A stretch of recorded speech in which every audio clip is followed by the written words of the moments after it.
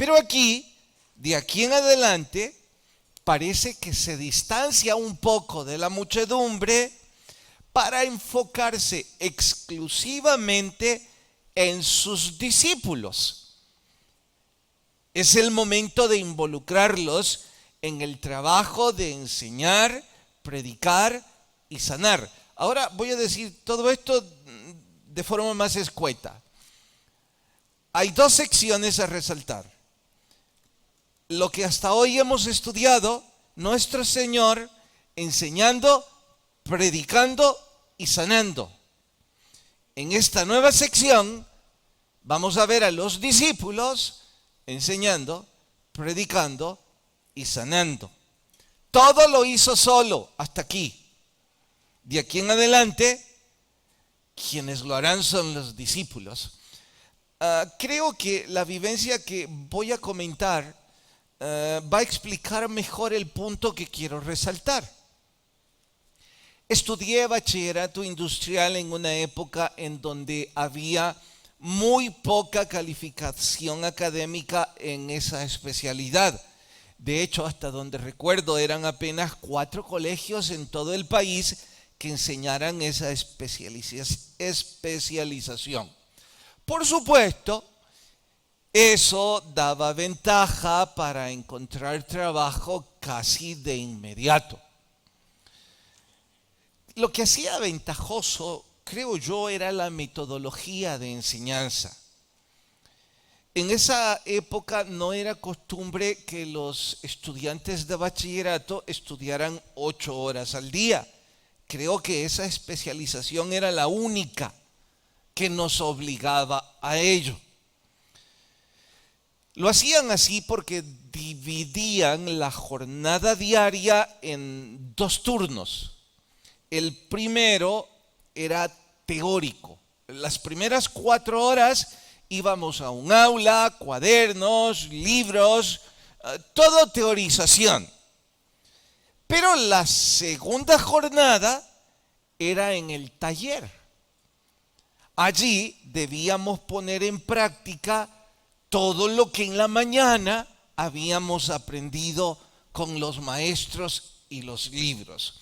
Debo acotar, el taller era parte de una industria muy seria. El taller industrial era enorme y ahí 25 jóvenes de 15 años teníamos contacto con tornos, fresadoras, aparatos de soldadura y qué sé yo cuántos más. Un pequeño descuido al poner un buril en una posición equivocada o sin la presión correcta podía significar perder un ojo o algo peor. Ahora que lo pienso en retrospectiva, no dejo de asustarme que 25 adolescentes de 15 años, teniendo en control aparatos o máquinas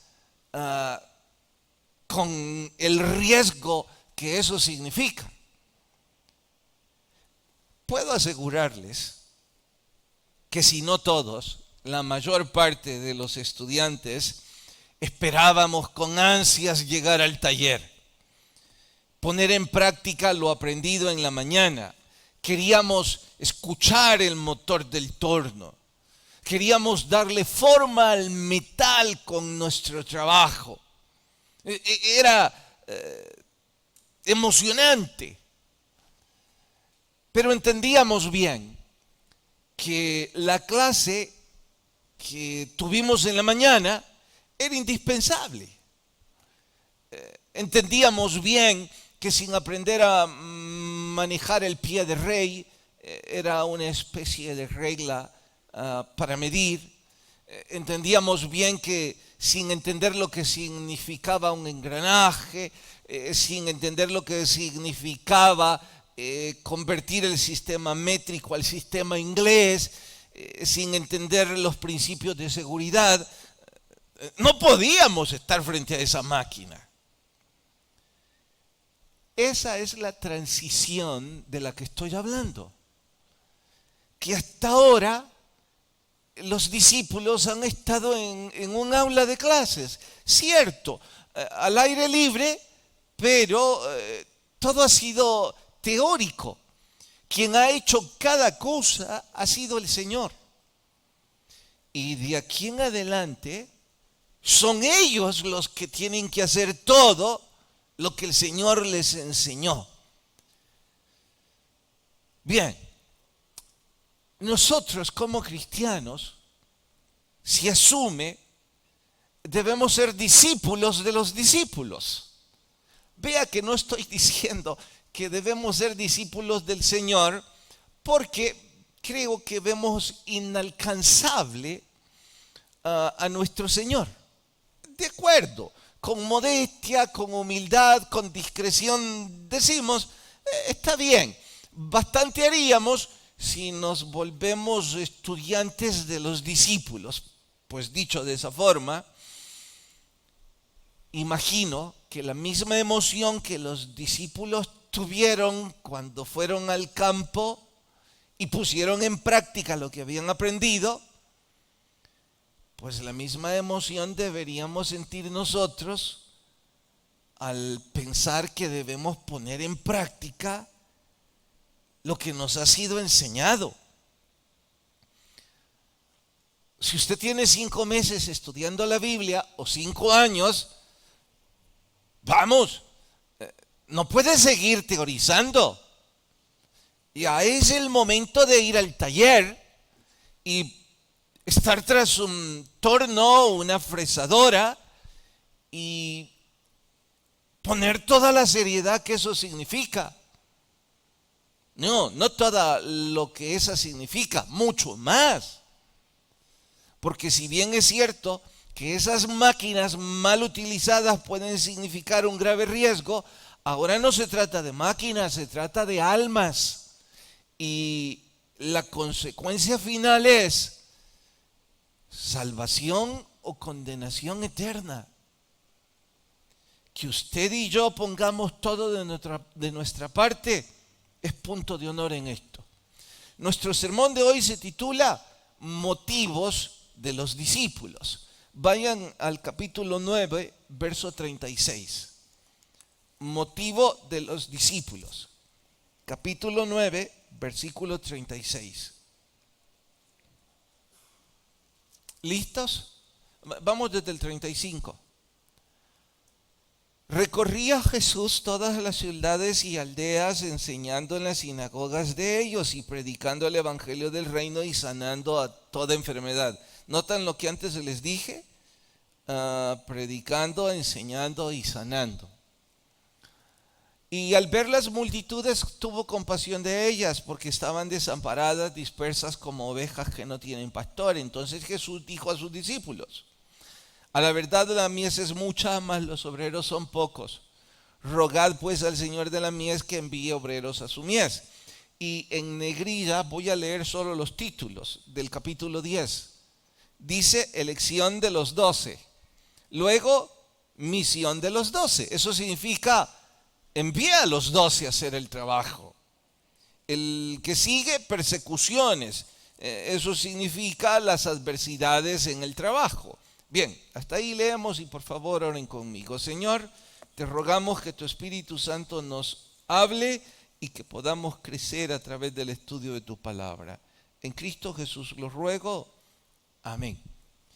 Mientras contaba mi vivencia, quizás algunos de ustedes pasaron por alto el motivo de mis papás y mi motivo de estudiar esa especialización, que de hecho debo decir, esa educación no estaba al alcance económico de mis padres, pero ellos no escatimaron esfuerzo para que yo consiguiera dicho estudio. Y no sé si prestaron atención, porque yo también dije mis motivos para estudiar esa especialización. Si lo pasaron por alto, ahora yo voy a volverlo a explicar. yo quería aprender esa especialidad porque prácticamente en cuanto se graduaba un bachiller, casi de inmediato tenía la oportunidad de trabajar. Y mi propósito era trabajar para ayudar a mis papás. Y el motivo de mis papás era ayudarme a mí en ese propósito. Ese era mi motivo. Tan cierto fue que prácticamente en mi graduación, en mi clase, un poco más del 50% de los bachilleres de ese colegio de inmediato fueron empleados por Aeroman. En ese entonces, el departamento que asistía el mantenimiento de los aviones en TACA. Apenas llenaron solicitudes y detalles. Un poco más del 50% se movieron y trabajaron en esa empresa. De hecho, entiendo que varios de ellos siguen así, por la ventaja que significaba en esa época, insisto. Pues bien, ¿por qué estoy resaltando el motivo? Es que de igual forma debemos preguntarnos cuáles eran los motivos de nuestro Señor, porque los motivos de nuestro Señor deberían ser los motivos de los discípulos. Y como nosotros queremos ser discípulos de los discípulos, entonces debemos entender los motivos que los discípulos tenían para ser discípulos. Es que, oigan, sin ese motivo todo carece de sentido y de propósito. Véalo de esta forma.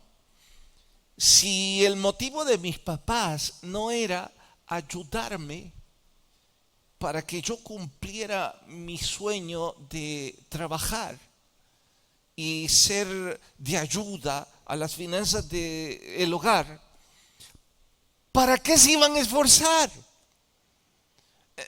Me recuerdo que mi papá en esa época tuvo que vender todo lo que estaba a su alcance para poderme pagar la colegiatura. Pero no era una carga.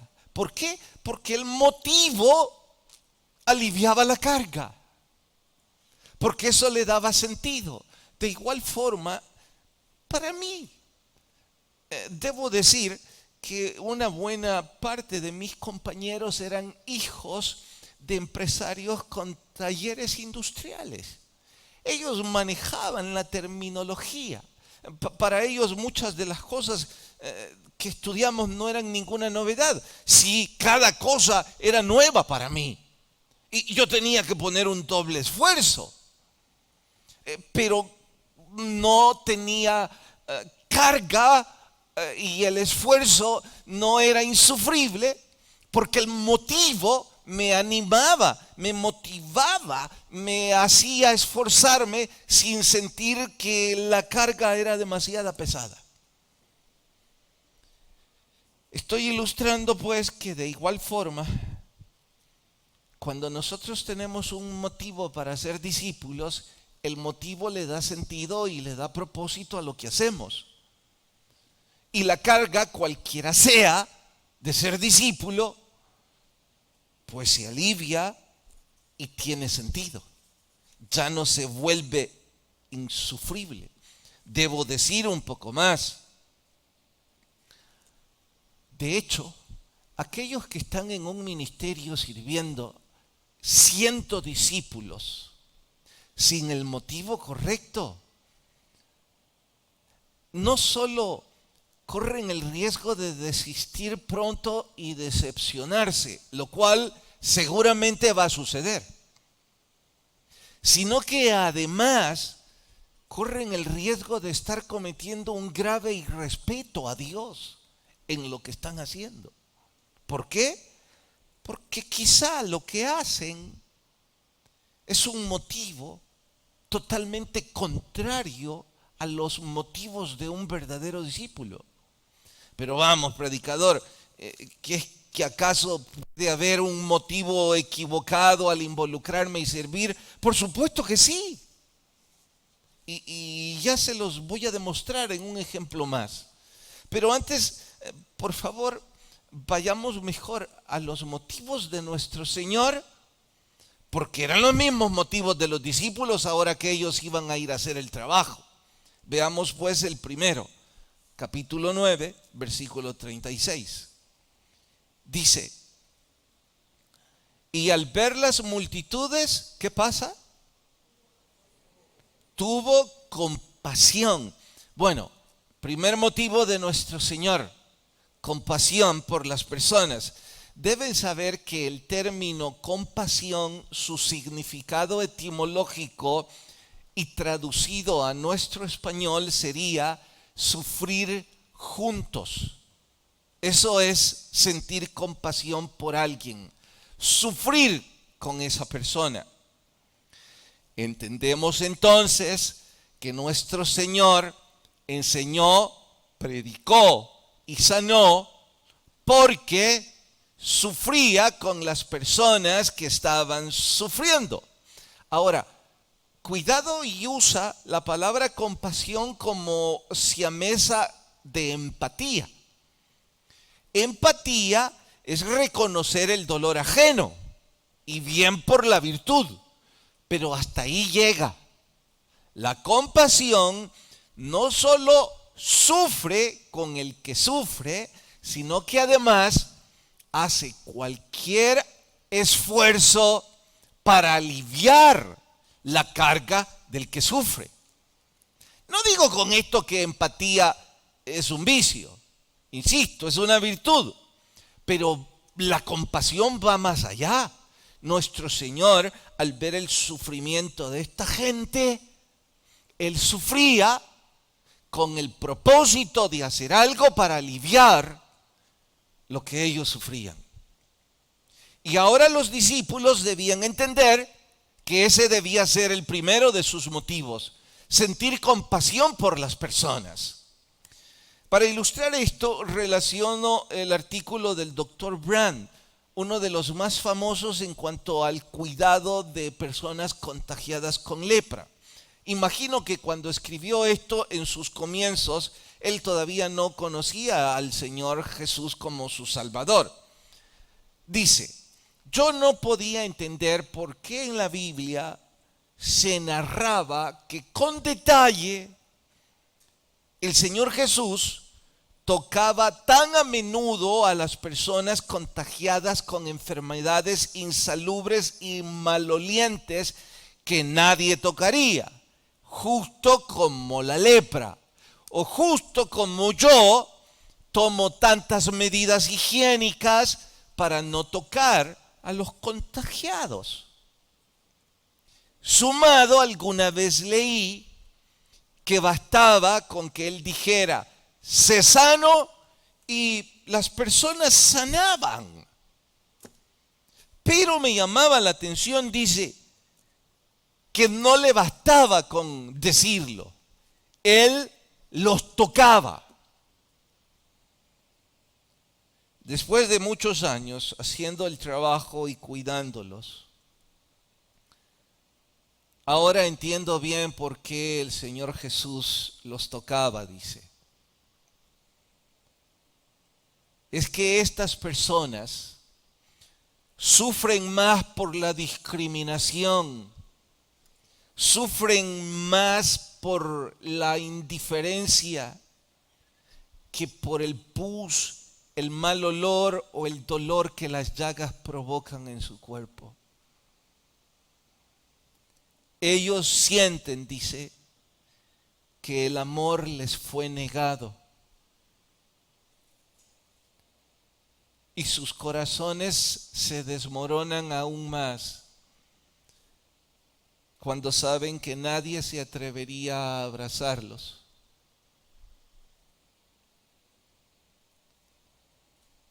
Yo no me moveré más de este trabajo, dice el Dr. Brand. Ahora disfruto tocarlos. Ahora sé cuánto sufren. Y quiero que sepan que yo no los discrimino. Ahora entiendo por qué nuestro Señor les mostraba amor cuando los tocaba. Si tan solo yo pudiera sanarlos, dice, como lo hacía Él. Pero sí puedo abrazarlos. Bueno, eso es compasión. A usted y a mí, hasta donde yo sé, no se nos ha pedido que mostremos una compasión tan valiosa como este ejemplo. Pero ilustra de lo que estoy hablando. Por otro lado, el gran escritor puritano Watson dijo: podríamos obligar a nuestro Señor a que nos castigue, pero jamás tendremos que obligar a nuestro Señor a que nos ame, porque Él es amor. Bueno, eso es compasión. Ahora, y a gritos, tengo que preguntarme y preguntarles a ustedes, en el taller de la vida, ahora que usted y yo somos candidatos a ser discípulos, ahora que usted y yo hemos decidido poner nuestras manos en el arado y estamos sirviendo de alguna forma, ¿usted y yo sentimos compasión, por eso lo hacemos? Voy a tomar un ministerio como ejemplo. Voy a tomar ese porque me estoy reprochando a mí mismo y obviamente va a ser mi ministerio. Pero por favor, cada quien aplíquelo a su ministerio. Así que voy a referirme puntualmente a los pastores, a los predicadores y a los maestros, en cualesquiera de sus derivaciones. Digo, pastor, pues es el que alimenta al rebaño. Predicador es el que proclama el evangelio. Y maestro es el que enseña la doctrina, ya sea desde un púlpito, en capilla infantil o como sea. Les tengo que repetir la pregunta. ¿Nos importan las personas a las que les enseñamos? ¿Sentimos compasión por ellos? ¿Sufrimos con ellos y por eso la carga de preparar la clase o un estudio lo hacemos con toda la pasión? ¿O confesémonos? Digo confesémonos porque no tienen que decírmelo a mí. Bueno es que se lo digan al Señor, pero de antemano díganselo a sí mismos. ¿No es más bien que alguno de nosotros lo que está haciendo es alarde de su oratoria? ¿No será más bien la egolatría de pararse frente a unas personas y que éstos lo escuchen atentamente? ¿No es más bien la autosatisfacción del desarrollo personal de querer sentirse que hace bien algo? Y de paso, sentirse que usted está en una acción noble sirviéndole a Dios. ¿Realmente le importa a la gente a la que usted sirve? Es que si le importara, usted no dejaría su ministerio casi por cualquier cosa, como muchos lo hacen. Usted no mostraría cansancio ni quejas delante de los hombres, porque lo que lo mueve a hacerlo es compasión por los que sufren. Pero claro, si lo que usted sentía o lo que usted deseaba era el reconocimiento de la gente ante su preparación, esta carga se vuelve insufrible.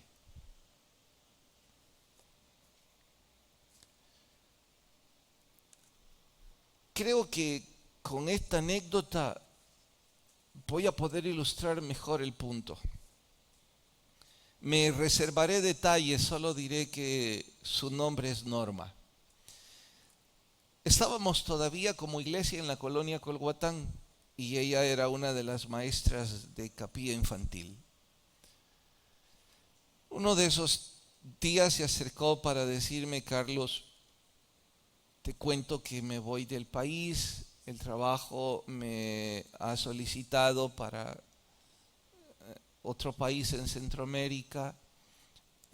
Estoy feliz porque mi desarrollo profesional, eso es mejoría, pero me siento tan triste por dejar mi ministerio y quise que supieras que me voy en 3 semanas y que ya empecé a preparar a alguien. Le dije: pues lo siento, oro por vos, que te vaya muy bien, sé que has hecho un gran trabajo. Y bien, éramos amigos. Los meses pasaron y creo que me escribió 2 o 3 veces, saludándome, contándome. Y cuando digo me escribió, imagínense que en ese entonces no había ni siquiera correo electrónico.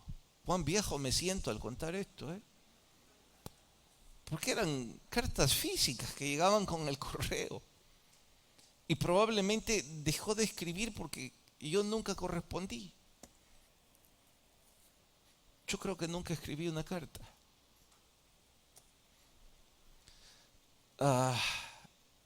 Pasaron las semanas y en una de esas veces se me acercó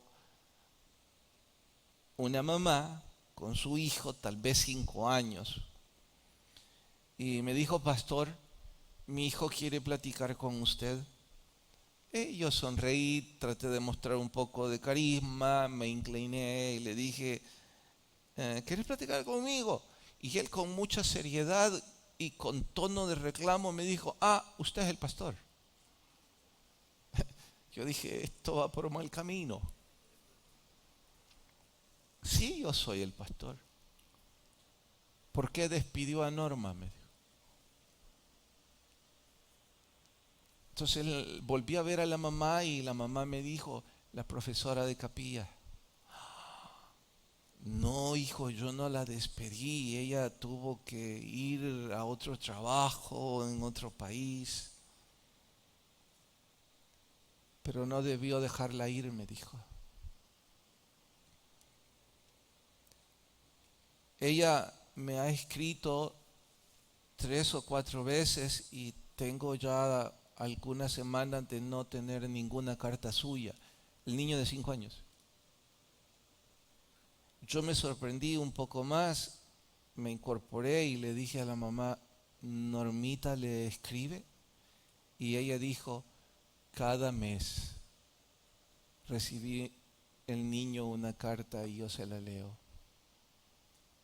en donde le dice que lo quiere mucho y que nunca abandone al Señor y que no deje de ir a capilla infantil.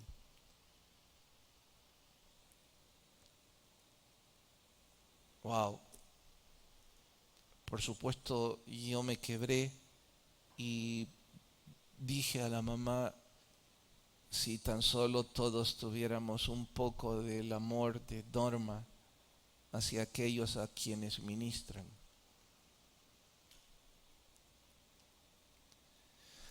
Pero lo cierto es que hay algunos de nosotros que temo nos importa un comino si alguien se sentó o no se sentó ahí.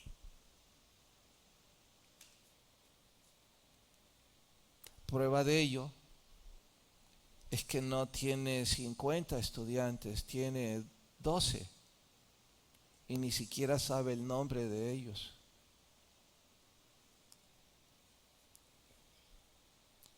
parece que tiene cualquier motivo menos compasión. O sabría sus nombres. Sabría cuando sus rostros demudan y están tristes. Pero no, usted ha estado ahí para hacer alarde y para sentirse bien consigo mismo. No es un ejemplo aislado. En ese entonces también tuvimos que convertir el ministerio de Capilla entre Capilla y Campos Blancos. Y varios de los profesores de Capilla tenían que salir a Campos Blancos.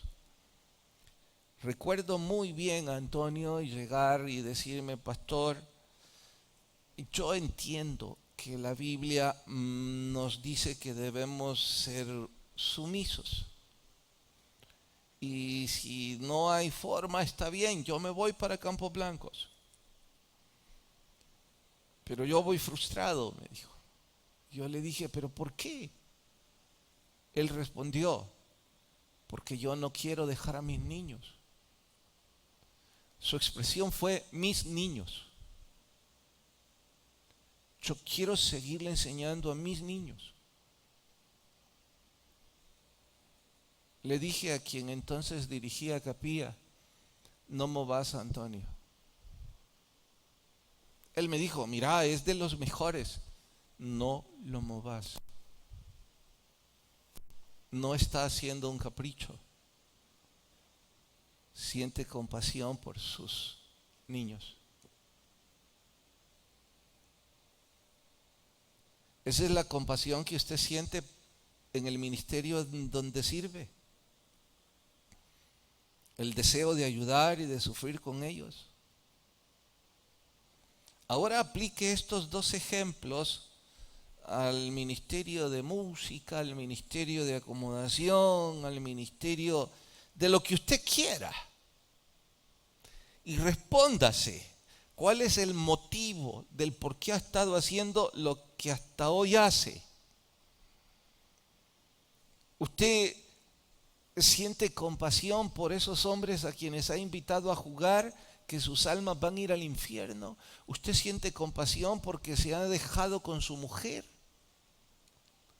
¿Usted siente compasión porque ha caído en el alcoholismo? No, si ni le importa. Su preocupación es que llegue a jugar el domingo para que gane puntos para su absurda egolatría.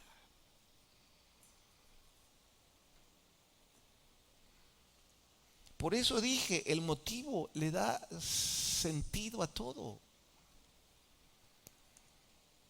Su desgano actual, su desmotivación.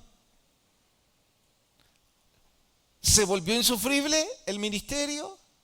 ¿La carga se volvió muy pesada? ¿Sabe por qué? ¡Ay, que los líderes! ¡Ay, que las adversidades! No, se volvió pesada la carga porque su motivo no es el motivo de los discípulos. Y consecuentemente carece de sentido lo que está haciendo. Y ahora puedo decir con mucha mayor contundencia: los que no sirven en nada, ahora sé por qué no sirven. Porque no tienen compasión por el prójimo, porque solo se interesan a sí mismos, son ególatras. La vida es satisfacerse usted. De hecho, están aquí por conveniencia,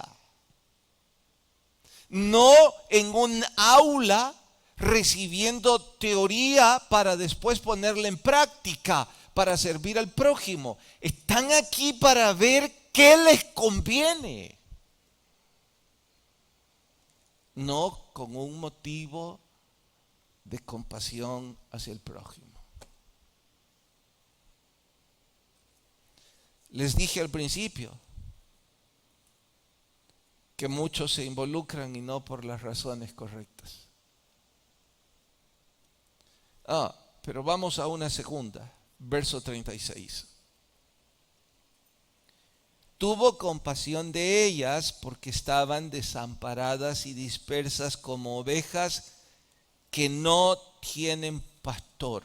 Bueno, ¿qué es lo que hace regularmente un pastor de ovejas? Las alimenta, las protege y las guía. Dicho de otra forma, las apacenta. Eso es prepararles lo que necesitan para una nutrición apropiada. Cuidado con los pastos. Hay que proveerles.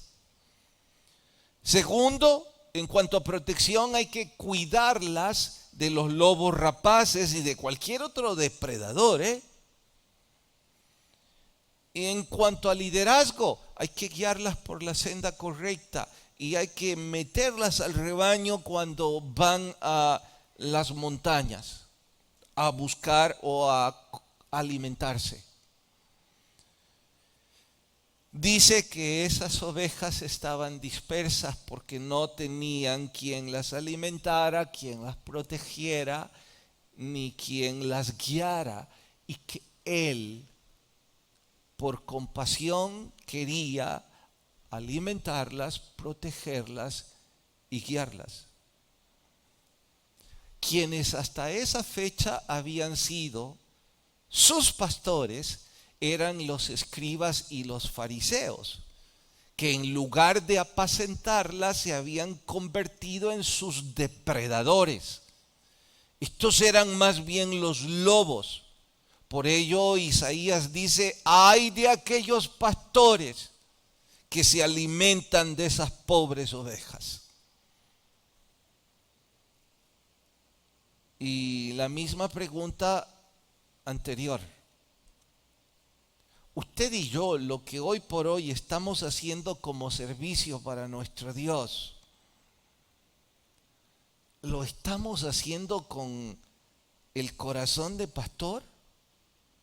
¿De alimentarlas, protegerlas y guiarlas? Respóndase, confiésese a sí mismo si ese ha sido su interés. Porque cuando ese es el interés, no hay carga pesada ni razón insufrible. Se los demuestro en el tercer motivo. Miren el verso 37.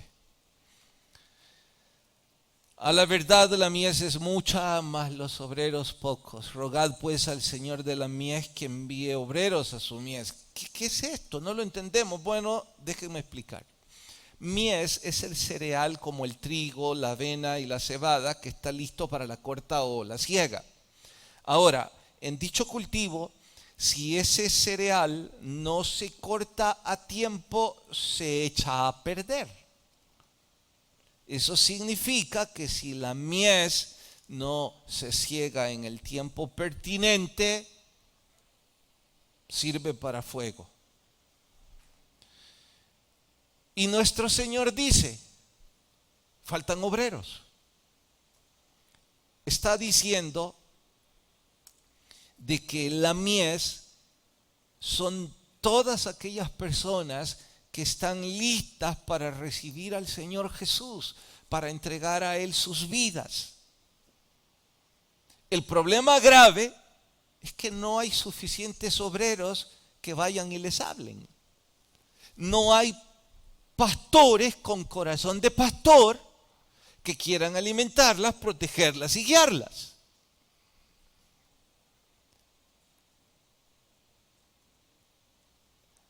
Lo grave de esto es que van al infierno, se echarán a perder si no hay quien les hable. Y por eso dice: los obreros son pocos y la mies es mucha, pidan por más obreros. Ahora, entonces tengo que sumarme y orar por esos 12 que van a venir a entrenarse.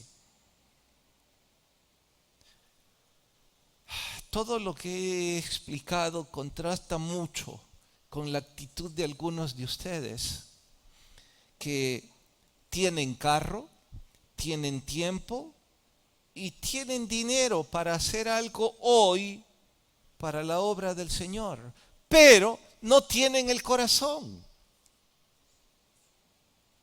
Al salir de aquí irán a desayunar o almorzar. Luego tomarán una siesta en vuestro acolchonado sillón, en esa enorme pantalla que se han comprado para ver un partido de fútbol o quizás una serie de Netflix.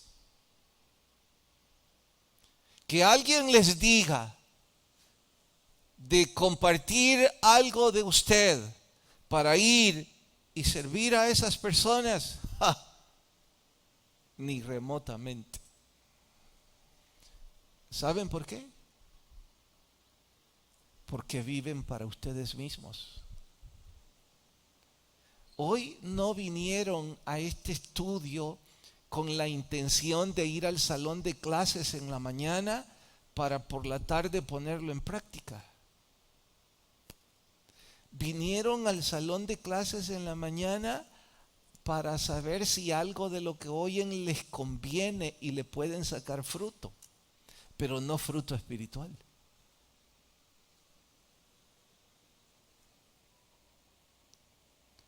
Lamentablemente esa es la verdad en muchos.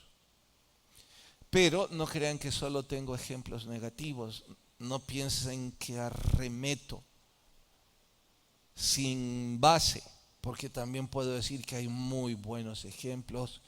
Déjenme motivarlos, quizá. Poné las fotos, por favor. Ayer un grupo de hombres se fue a San Sebastián en San Vicente en la misión que Ángel lo dirige.